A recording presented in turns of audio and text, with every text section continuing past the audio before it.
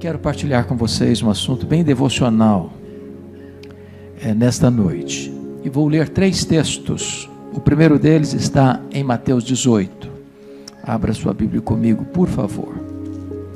Mateus 18, versos 21 e 22.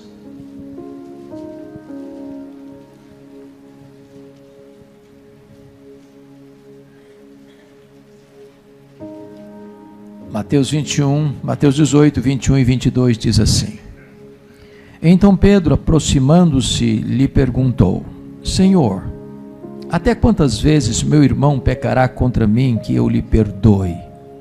Até 7 vezes? Respondeu-lhe Jesus: Não te digo que até 7 vezes, mas até 70 vezes 7. Segundo texto, Lucas 17. Versos 3 a 5.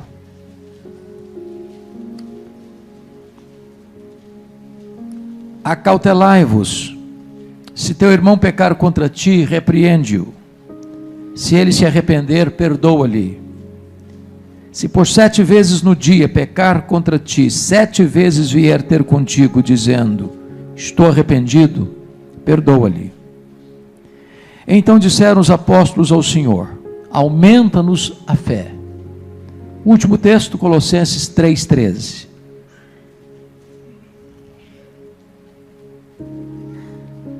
Está escrito, Colossenses 3,13.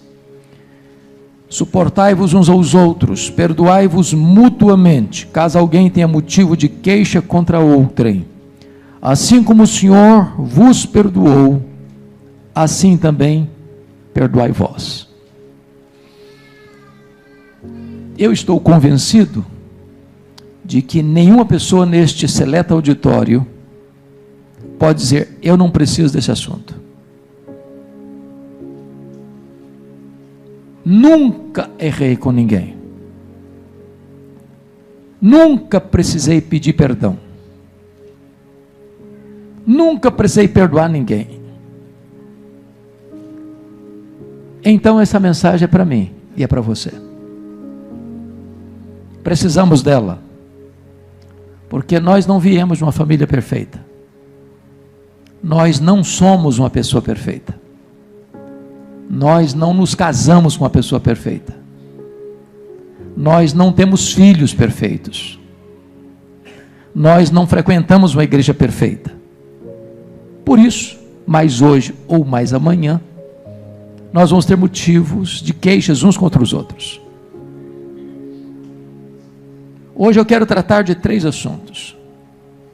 O primeiro deles é por que perdoar.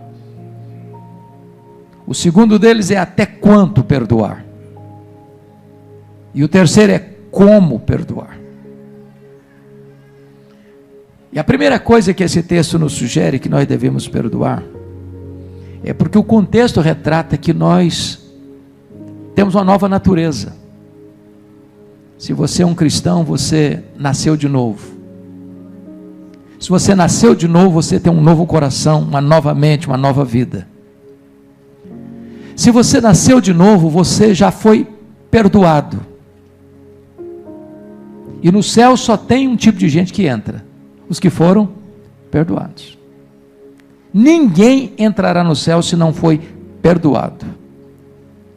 E ninguém entrará no céu se não perdoar. Quem não perdoa, não pode ser perdoado.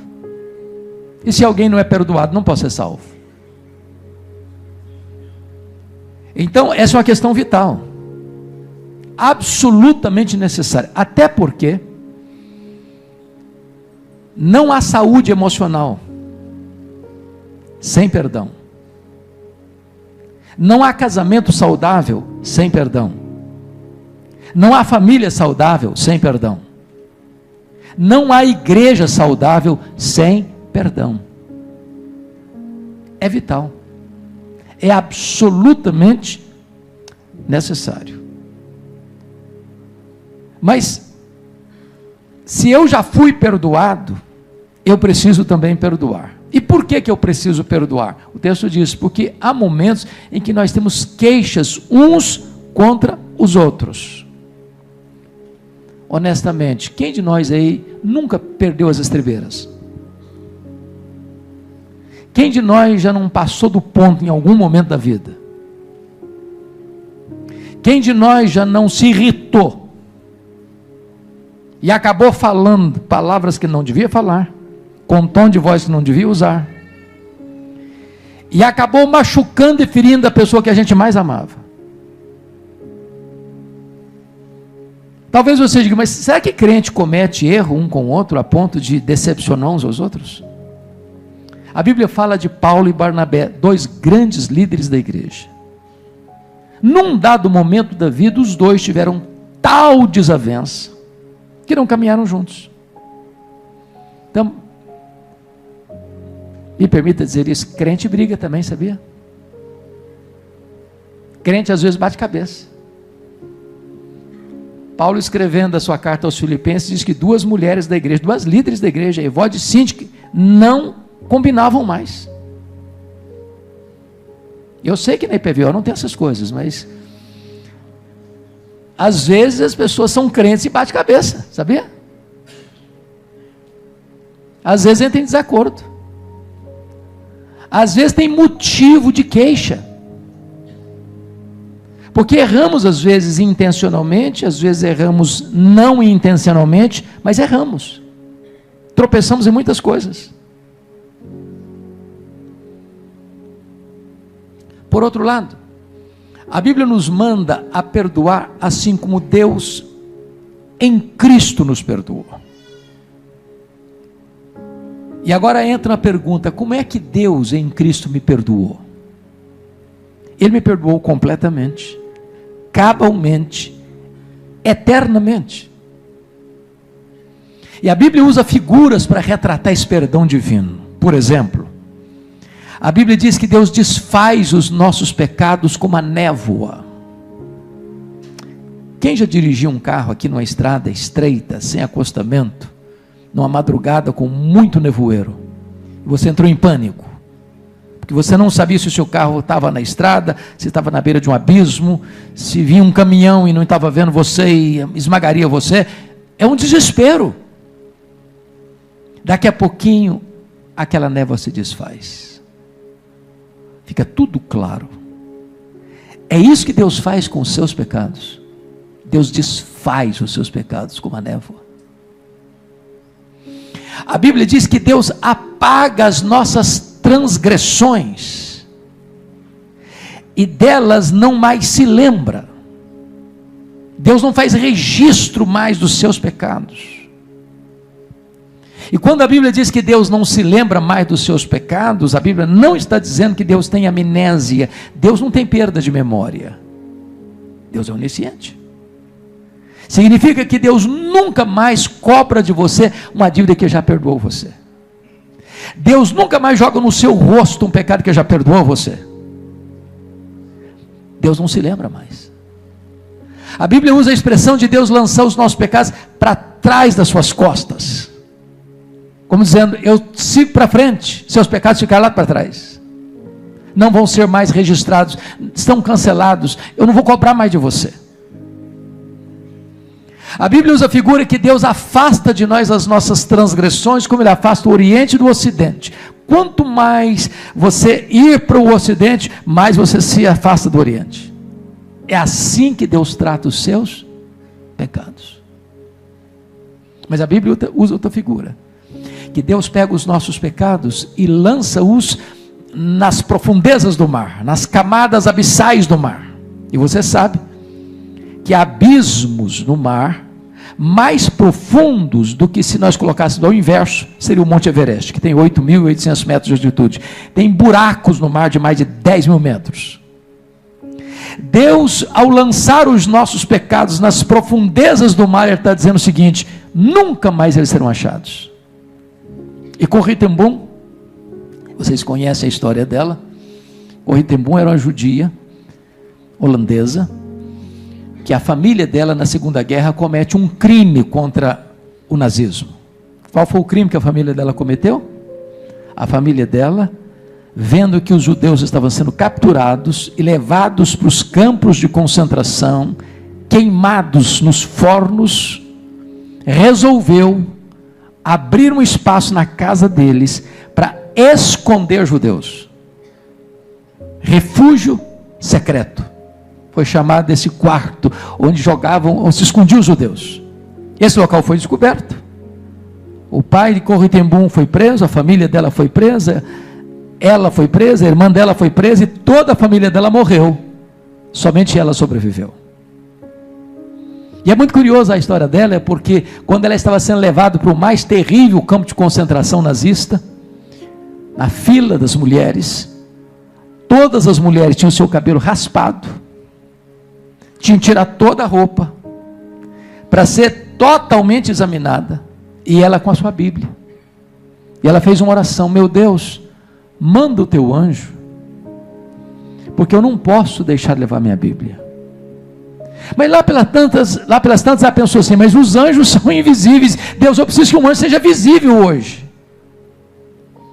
E ela está na fila, e os guardas examinaram a pessoa atrás dela, os guardas examinaram a pessoa na frente dela, e ela passou como um ser invisível pela investigação, e levou sua Bíblia. Por providência divina, ela sai do campo de concentração, ela escapa desse campo de concentração. A guerra terminou, e agora Corrie ten Boom se torna uma missionária, pregadora do Evangelho pela Alemanha, pela Europa. E um dia ela está pregando na Alemanha, e ela olha no auditório e vê um senhor de cabelos brancos, e ela o reconhece. Era o guarda da prisão onde ela ficou, com maus tratos, com torturas, e o homem que afligiu a sua irmã Betsy até a morte.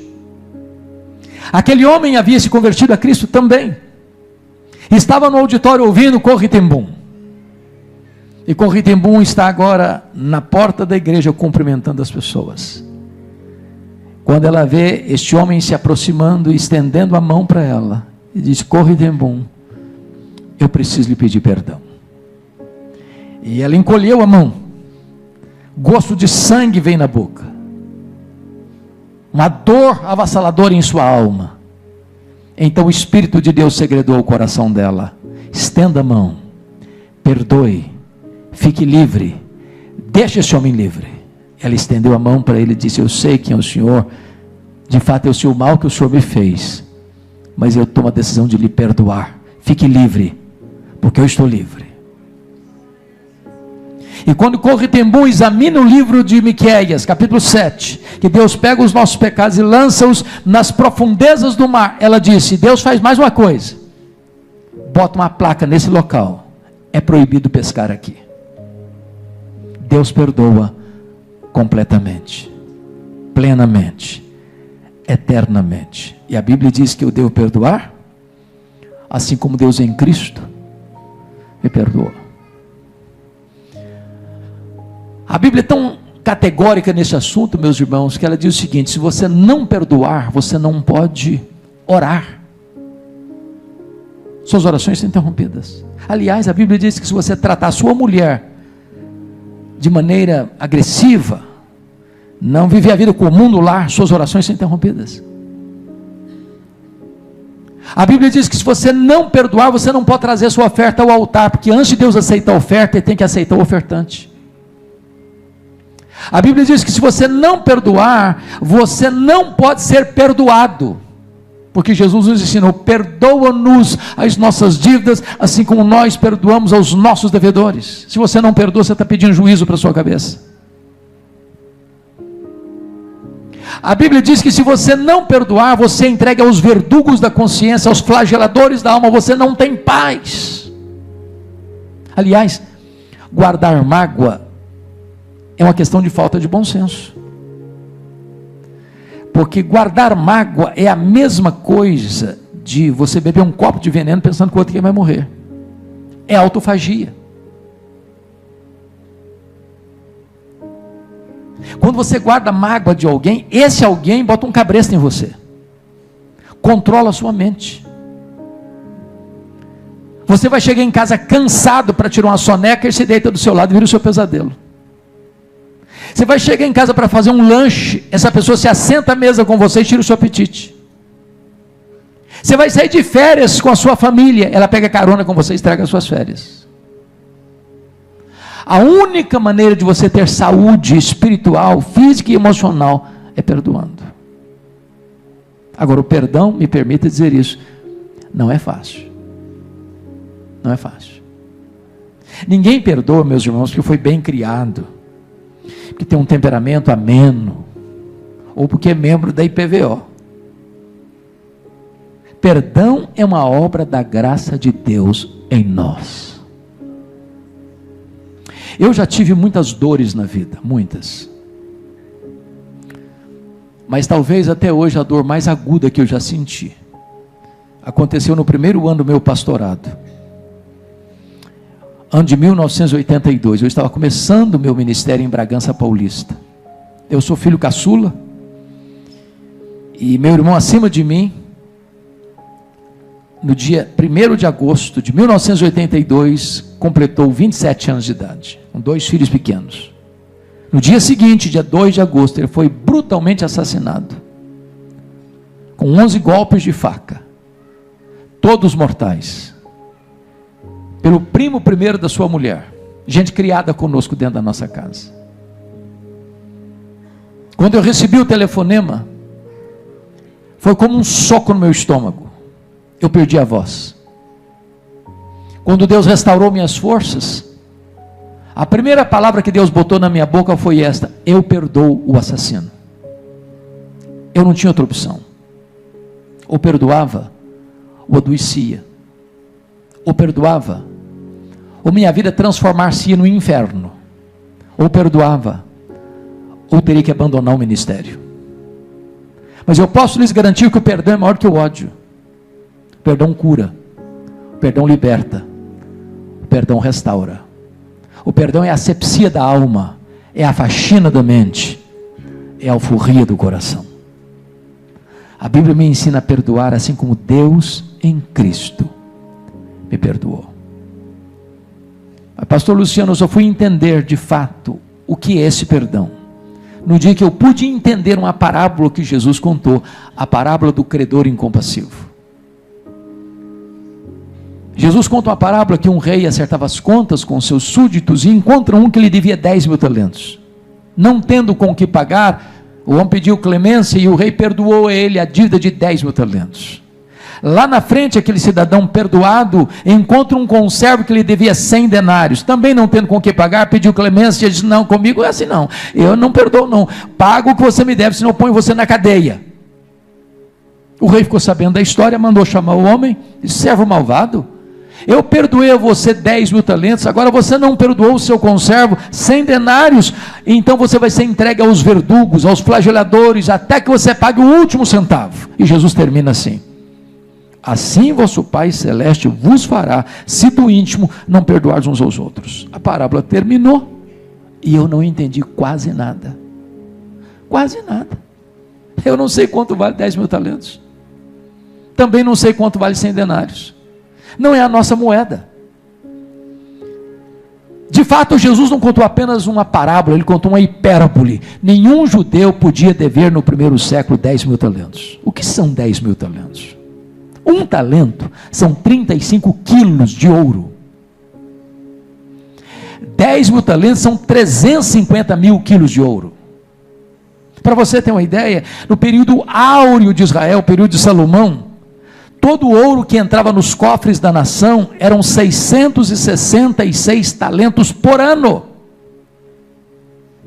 10 mil talentos eram todos os impostos da nação durante 13 anos. De acordo com o salário da época, para um homem granjear 10 mil talentos, ele teria que trabalhar 150 mil anos. Portanto, a dívida é o quê? Impagável.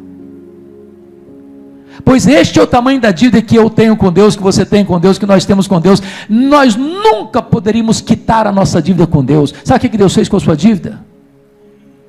colocou-a sobre Jesus. E lá na cruz ele pegou a escrita de dívida que era contra nós, rasgou, anulou, encravou na cruz e diz: está pago, está consumado, você não deve mais nada. Esse é o perdão que Deus deu a você, perdão livre, perdão infinito, perdão eterno, perdão completo, perdão cabal. E agora a Bíblia diz que eu devo perdoar como Deus em Cristo me perdoou. Ninguém aqui nesse auditório pode dizer: não, pastor, se eu contar a minha história, o senhor vai me dar razão. Sofri muito, fui muito injustiçado, me machucaram demais, levei muito prejuízo. A Bíblia diz que eu devo perdoar, assim como Deus em Cristo me perdoou. Por que que você deve perdoar? Por que que eu preciso perdoar? Porque nós somos muito perdoados. Vamos ao segundo texto. Mateus 18, 21 e 22. Volta lá comigo, por favor.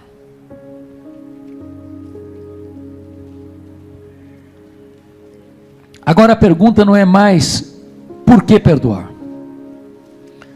A pergunta agora é: até quanto perdoar? Versículo 21, então Pedro, aproximando-se, lhe perguntou: Senhor, até quantas vezes meu irmão pecará contra mim? Preste atenção, não é o perverso, não é o ímpio, não é o meu inimigo, não, é o meu irmão. O que Jesus está admitindo? Que irmão erra com outro irmão. Então não fica escandalizado, não deveria, mas erra. Ou você nunca errou com seu irmão? Erramos dentro de casa, erramos fora de casa, erramos na igreja. E a pergunta do Pedro é essa: até quanto, Senhor? E ele, muito generosamente, quase querendo receber um aplauso e um elogio de Jesus, até 7 vezes. 7 é um número emblemático na Bíblia, é um número perfeito. Os rabinos da época diziam que se perdoava, devia se perdoar até 3 vezes, mas 7, Pedro estava querendo arrancar um aplauso de Jesus. Parabéns, Pedro, você é um cara batuta, você é crentão mesmo. Para Pedro é como se fosse uma cota. Senhor, até onde vai essa cota de perdão? Até 7 vezes, Senhor.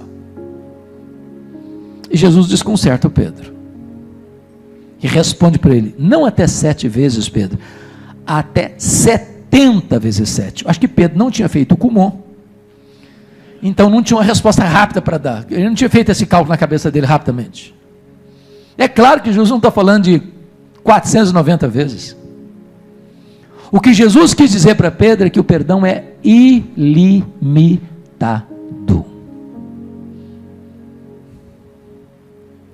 Se eu preciso perdoar como Deus em Cristo me perdoou, me permita fazer a perguntinha aqui para vocês: quantas vezes você já pecou contra Deus?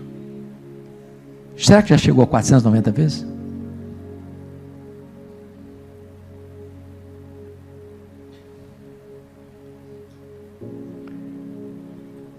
Quando você erra, quando você peca, se você é uma pessoa convertida, você chega para Deus: Senhor, eu errei, o Senhor me perdoe. Aí no outro dia você diz: Senhor, o Senhor me perdoe, eu errei, tá, Senhor? Aí no dia seguinte falou: Senhor, o Senhor tem misericórdia de mim, eu pequei. Aí no outro dia você: Senhor, ó, estou aqui de novo, tá? Batendo na porta da tua misericórdia, eu falhei outra vez. E o que você espera de Deus? Que Deus perdoe você. Que Deus perdoe você. Que Deus perdoe você. Que Deus perdoe você. Que Deus perdoe você. Até quantas vezes, Senhor? 70 vezes 7. Ilimitadamente. Não é cota. Não é cota. Se fosse cota, já tinha extrapolado essa cota há muito tempo. Só que a pergunta de Pedro não tem a ver com quanto Deus já perdoou você, porque isso é infinito. A questão é: e agora? Como é que eu vou aplicar isso na minha relação com o meu irmão? Não é com o inimigo, não, é com o meu irmão, com gente da mesma família.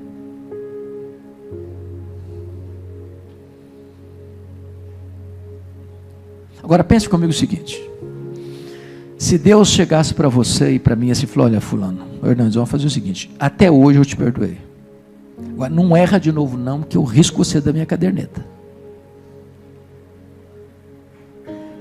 Não falha de novo não, porque você, vou virar as costas para você nunca mais. Se Deus fizesse isso com você e comigo, o que seria de nós? Estaríamos arruinados, perdidos, condenados. Não há homem que não peque. Quem falar que não tem pecado, a Bíblia diz que é mentiroso.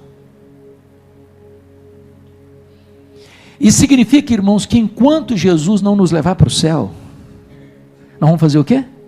Infelizmente, erramos uns com os outros, frustramos os outros, decepcionamos os outros, machucamos os outros. Não temos licença para pecar, não temos permissão para fazê-lo, mas nós ainda não fomos glorificados.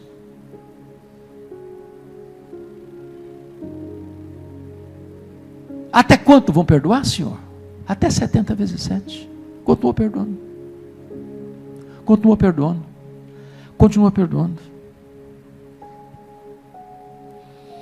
Agora, me permita dizer isso, porque é um outro ponto muito importante. Há muitos crentes, meus irmãos, que enfrentam um outro problema nesta área, que é perdoar a si mesmo.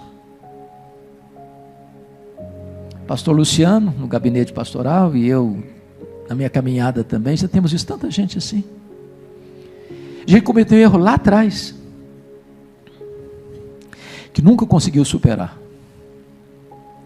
Ou gente que sofreu um abuso na infância, nunca conseguiu se recuperar. Gente que foi machucado por palavras, por atitudes, às vezes de pai, de mãe, de parente, de marido, de mulher, de alguém próximo, e não consegue se perdoar. Ou gente que cometeu um deslize, um erro moral, e que não consegue mais se recuperar, sair dessas teias da culpa, do chicote da acusação. Gente que vive numa verdadeira masmorra espiritual, prisioneiro, com algemas invisíveis, num pelourinho, açoitado diuturnamente pelo chicote da culpa, atormentado de dia e de noite. Certa feita eu fui convidado para fazer uma visita a uma senhora.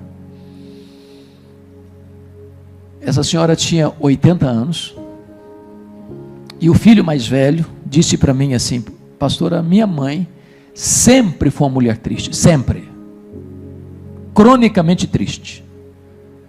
Levamos para todo tipo de médico, psicólogo, psiquiatra, fez todo tipo de exame possível e inimaginável, nunca ninguém detectou a razão da tristeza dela. O senhor podia ir lá orar por ela? Eu falei, eu vou.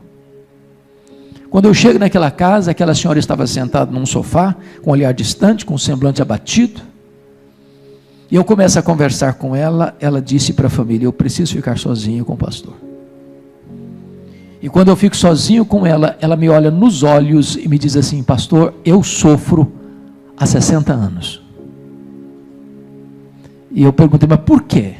Ela me respondeu: eu traí meu noivo, ele nunca ficou sabendo. Fui casada há muitos anos com ele, sou viúva há vários anos, mas aquele pecado está tão vivo na minha memória, como se eu tivesse cometido hoje de manhã. Eu não tenho paz, eu vivo debaixo do carrasco da culpa todo dia. Eu chorei com aquela mulher, falei para ela da graça de Deus, contei para ela do sangue do Cordeiro que nos purifica de todo pecado, e aquela mulher com 80 anos se rendeu a Cristo. Tive o privilégio de discipulá-la, de batizá-la, de acompanhá-la mais 10 anos, uma mulher que tinha um sorriso nos lábios agora, mas que nunca tinha perdoado a si mesma, nem recebido o perdão de Deus. Estou pregando em São Paulo, pouco tempo, e uma mulher veio para mim e me mostrou a palma da mão rasgada, E ela disse: o senhor está vendo essa mão rasgada? Eu falei: estou vendo a cicatriz aí. Ela me disse: eu fui esfaqueada pela minha mãe quando eu tinha 10 anos. Ela me disse: eu odiei minha mãe 50 anos. Eu enterrei a minha mãe e não a perdoei. E hoje eu sou atormentada pela culpa porque eu não perdoei minha mãe. Tem muita gente hoje, irmãos, vivendo uma vida miserável porque nunca tomou posse do perdão de Deus. Helenivação, talvez a maior expressão de capelania hospitalar no Brasil. Num dos seus livros conta a história de Doralice. Doralice era uma moça que, em virtude dos dramas da vida, das angústias da alma, toma a decisão de tirar a vida. E ela tomou solda cáustica, destruiu todos os seus órgãos. E um dos mais afamados cirurgiões de São Paulo dedica-se a cuidar da Doralice e fez várias cirurgias corretivas no seu organismo. Depois de meses e meses e meses de tratamento intensivo, com muitas cirurgias, consegue recuperar a saúde da Doralice e com muita alegria deu alta para a Doralice. Ela voltou para sua casa para recomeçar a sua vida. Esse médico afamado, convidado para uma grande conferência de cirurgia na Europa, arrumava as malas para ser um dos preletores, onde daria testemunho do sucesso do tratamento de Doralice. Quando ele está terminando de arrumar as malas, o telefone toca. Ele atende. É da casa de Doralice. E a informação era essa: Doralice acabou de cometer suicídio. Ele cancela a viagem, rapidamente vai para o local onde a família estava, com o corpo gelado da Doralice, estendido ainda na cama. E ele chora sobre o cadáver da Doralice e disse: Doralice, me perdoe, me perdoe. Eu curei as feridas do seu corpo, mas eu não lancetei os abscessos da sua alma. Talvez hoje você vai precisar cuidar de você mesmo, perdoar a você mesmo, tomar posse do perdão de Deus. Tem muita gente hoje ceifando a própria vida, porque não consegue lidar com a dor da culpa, porque nunca entendeu o perdão de Deus, e nunca recebeu o perdão de Deus, e nunca perdoou a si mesmo. Até quantas vezes, Senhor? Até 70 vezes 7. É infinito. Não tem limite. Bom, vamos ao último texto. Lucas 17.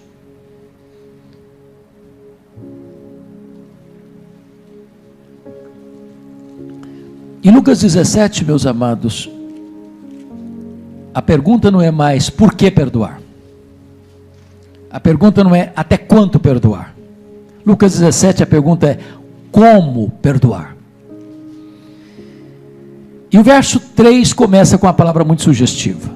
Jesus começa assim: acautelai-vos. Por que Jesus fala disso aqui, quando vai tratar de perdão? Porque a primeira coisa que nós temos que compreender é que, se eu estou falando de perdão, eu estou falando que duas pessoas ou mais estão o quê? Machucadas, feridas, magoadas. Eu preciso de cautela, sabe para quê?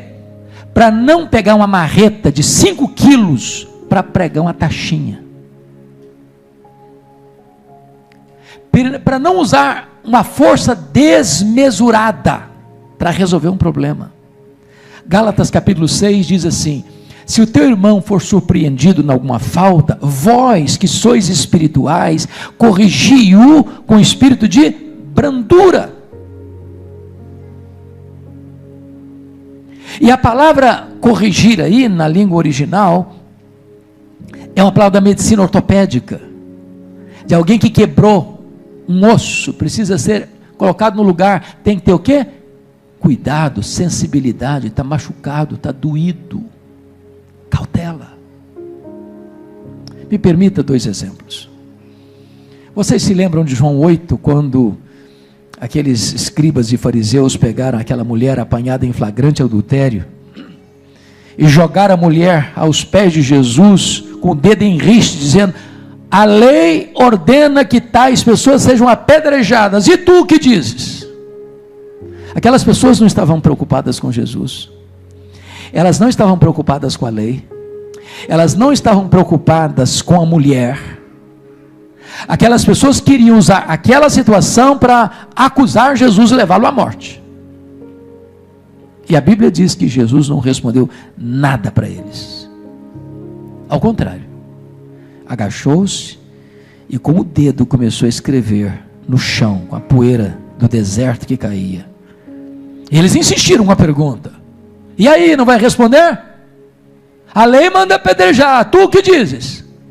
E Jesus então diz assim: se alguém tiver sem pecado, atire a primeira pedra.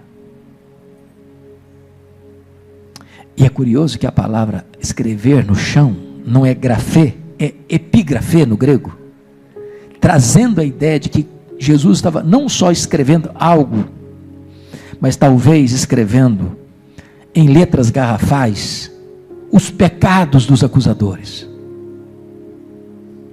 E eles foram se retirando, um por um, a partir do mais velho. Então Jesus se volta para a mulher e pergunta assim: mulher, onde estão os teus acusadores? Eles não te condenaram? Eu também não te condeno. Vai, não peques mais. Jesus tratou do problema, mas Jesus tratou da pessoa que cometeu o problema. Jesus cuidou da pessoa machucada, pecadora, para restaurá-la. Cautela, tato, bondade, misericórdia. Vamos ao segundo exemplo. Pedro negou Jesus covardemente. Covardemente. Aí Jesus manda um recado através do anjo para as mulheres: olha, ide dizei aos seus discípulos e a Pedro. A menção de Pedro, só o fato de Jesus mencionar Pedro, já é uma tonelada de graça. É um cuidado especial. Alguém que se sentia desqualificado, alguém que dizia: não, para mim não tem mais chance, para mim não tem mais vez, eu estou perdido, agora eu não consigo mais retornar. E talvez Pedro esperasse de Jesus uma baita de uma reprimenda: você é um covarde, Pedro, você faz promessa e não cumpre, Pedro, você é um fracasso, Pedro. Não, Pedro, tu me amas. Tu me amas, Pedro. Tato, jeito, graça, misericórdia no trato do perdão. Acautelai-vos. Porque às vezes, irmãos, até no ato de pedir perdão a gente pode demonstrar arrogância, ou até no ato de perdoar a gente pode demonstrar arrogância. O cara chega para o outro e fala: eu sou um homem cheio do Espírito Santo, um homem muito espiritual, e por esta razão, porque sou muito generoso, resolvi perdoar você que é um crápula. Pronto, eu não resolvi o problema, eu fiz um outro, piorou a situação. Cautelai-vos, acautelai-vos. Se o teu irmão pecar contra ti, repreende-o. O que Jesus está querendo nos ensinar aqui? Primeiro, ele está querendo nos ensinar aqui que o tempo, no que tange a perdão, não é o senhor da razão. Conhece essa frase brasileira? O tempo é o senhor da razão. Tem gente que não, fulano de tal errou comigo, eu estou machucado, estou ferido, estou magoado, estou cuspindo marimbondo, mas o tempo vai acalmar. A poeira do tempo vai cobrir isso. Vou botar no congelador, vou botar debaixo do tapete, daqui a pouco melhora. A Bíblia não ensina isso não. Tempo não cura ferida, tempo gangrena a ferida. Deixa eu dar 2 exemplos. Vocês se lembram quando Jacó saiu de casa? Depois de enganar o pai, traiu o irmão. Às vezes a gente pensa que o Pedrão lá, que Jacó, eu falei Pedro? Falei? Jacó. Que o Jacó era um adolescente. Sabe quantos anos tinha Jacó quando desceu de casa? Brigado com o pai? Ou melhor, brigado com o irmão depois de enganar o pai? Ele tinha 77 anos. Isso mesmo, 77 anos. Dá para saber isso? Sua idade. Ele tinha 77 anos. É fácil você fazer as contas para saber que ele tinha 77. Ele passou 14 anos trabalhando na casa de Labão para ter o privilégio de casar com as duas meninas. Aliás, casar com a Raquel, porque a outra veio no pacote por engano. Depois de 14 anos nasceu José. Então ele tinha 91 anos. Ele ficou lá mais 6 anos, 20 anos. Então José tinha 6 anos. Ele tinha 97. O José foi vendido para o Egito com 17 anos. Então o Jacó tem 108 anos, quando o José foi vendido. O José ficou lá 22 anos, até levar a família dele para lá. A Bíblia diz que quando ele vai para lá, o Jacó tem quantos anos? 130 anos. Ele ficou 17 anos lá, morreu com 147 anos.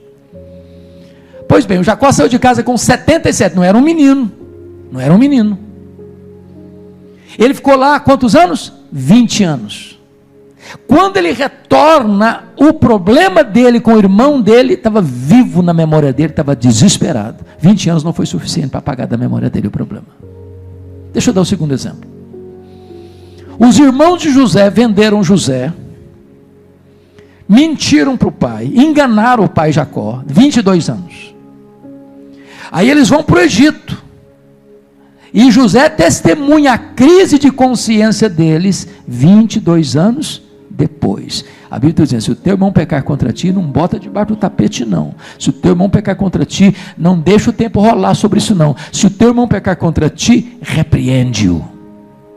Agora, preste atenção em outra coisa. Qual, às vezes, o que acontece?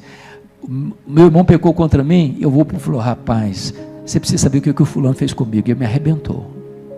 Aí eu espalho para todo mundo que o fulano pecou contra mim. Não, pior, hoje nós usamos as redes sociais. Irmãos, eu sou amante das redes sociais, eu uso as redes sociais, eu acho que é uma ferramenta maravilhosa para você levar a esperança do Evangelho, mas é uma abominação você ter um problema com uma pessoa, e você espalhar para o mundo inteiro que você tem um problema com aquela pessoa, quando às vezes você nem foi com aquela pessoa para resolver o problema com ela.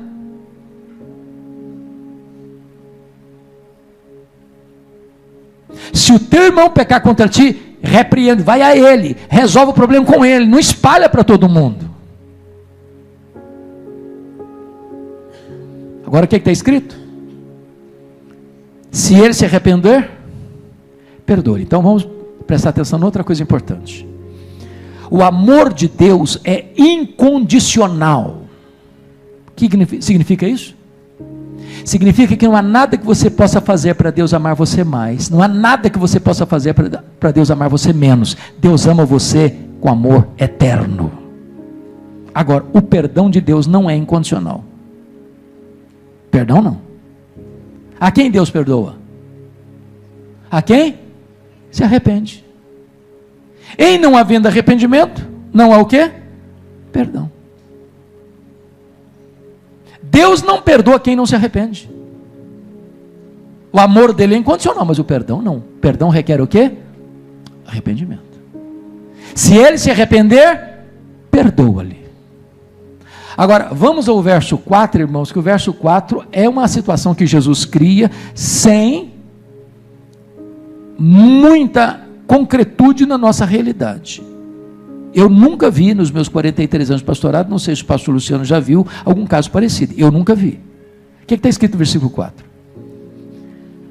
Se por 7 vezes no dia pecar contra ti, e 7 vezes vier ter contigo dizendo, estou arrependido, perdoa-lhe. Conhece algum caso assim? Num dia só, 6 da manhã o cara chuta a sua canela direita. Aí vem, desculpa, eu estava meio irritado, você me perdoe, tá? 9 horas da manhã e vem e chuta a canela direita, à esquerda. Aí chega logo depois, rapaz, eu estava nervoso, você me perdoe. Aí meio-dia volta outra vez e fala mal de você. Ah, cara, me desculpa, tá? 2 horas da tarde ele vem de novo e dá uma bofetada na sua cara. Ah, desculpa, tá, cara? 6 da tarde ele volta outra vez e abusa de você. Aí, 7:30 da noite, eu chego e abuso outra vez. Se fosse hoje, o que você diria para um cidadão desse? Ô cara, você está brincando com a minha cara, né? Você está pensando que eu sou o quê? Sou um capacho, cara? Você não aguenta isso, aguenta? 7 vezes no mesmo dia. Por que Jesus usou essa possibilidade tão exagerada?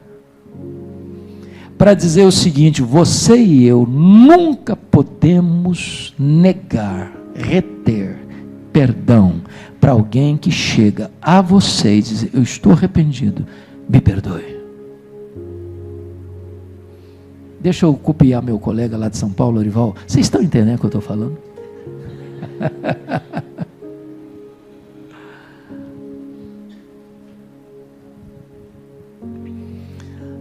Terminando. A reação dos discípulos é incrível no versículo 5. Quando Jesus botou a régua lá em cima, os apóstolos responderam assim: senhor, ó, o negócio é o seguinte, ó, o senhor botou a régua muito em cima. Isso não dá para nós não.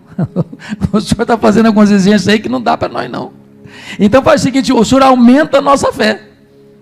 Porque com a nossa capacidade, do jeito que nós somos, nós não vamos conseguir fazer isso não. Irmãos, perdão é uma obra da graça de Deus em nós. Não é um sentimento, não é uma emoção, é uma decisão. Você resolve perdoar.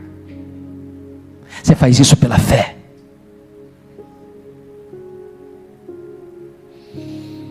A minha oração nesta noite, por isso que diz que é uma mensagem muito devocional, é que você faça uma análise no seu coração. E se você lembrar que alguém tem alguma coisa contra você, não é que você tem contra ela, não, se você lembrar que alguém tem alguma coisa contra você, você pode ser o inocente na história. Toma iniciativa, vai lá, marca um café. Se não quiser ir na sua casa, marca na padaria. Vai lá, conversa, acerta os ponteiros. Arranque essa raiz de amargura do seu coração. Fique livre. Deixa outra pessoa livre. Não use subterfúgios. Porque às vezes no ato de pedir perdão a gente usa subterfúgios. Eu errei, mas você errou mais do que eu. Isso não é pedir perdão. Eu posso ter feito isso e isso, mas pelo menos não sou igual a você que fez aquilo e aquilo outro. Também não resolve assim. Não é assim que a gente faz. Tome a decisão de perdoar completamente, como Deus em Cristo perdoou você.